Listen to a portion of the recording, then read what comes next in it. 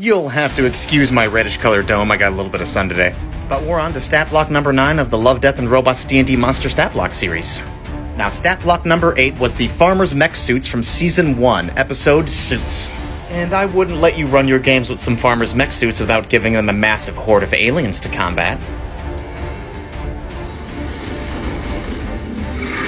Now, these things aren't officially named in the episode, but I'm going to lovingly refer to them as Chomper aliens. Here's your stat block. This right here is the weakest CR creature I have ever made. A measly CR quarter with 12 AC, 4 hit points, a good amount of speed, strength, and dexterity. It's immune to being charmed and frightened, has keen hearing and sight, and a very basic bite attack. I don't know what it is, but something's got a real riled up. Yeah, sure, a half dozen or more of these things could pose a decent threat to a party. You know, no more than a pack of wolves. But these guys definitely like to go big.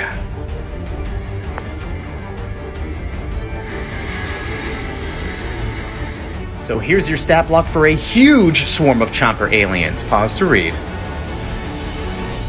The huge swarm of Chomper aliens is a CR8 gargantuan aberration. That's right, this thing is taking up a 30-foot by 30-foot square on the board. These things have strength in numbers, period. And because it's a swarm, it has a couple of unique characteristics about it. This gargantuan swarm has a tackle ability, meaning if it moves straight ahead and hits a target with an attack, it could knock the enemy prone. It has a unique ability called Climb and Clamber, meaning it can move into and through another creature's space.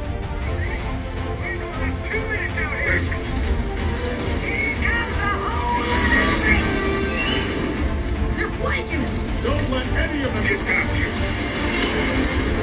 However, while both that swarm and the creature occupy the same space, that creature will have its movement speed reduced by half as though it were in difficult terrain. It's gonna be a little bit hard moving around with those things climbing on you.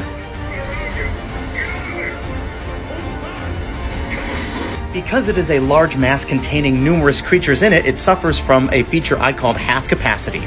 The swarm itself begins a round with half of its HP, its bite attack does half damage. Would make sense if half those aliens are green paste. This huge swarm also has a unique multi-attack, meaning it can make a bite attack against every adjacent target in or around its spaces. Oh, and a whole bunch of these little chompers are biting at once, so it's going to be doing 8d6 damage.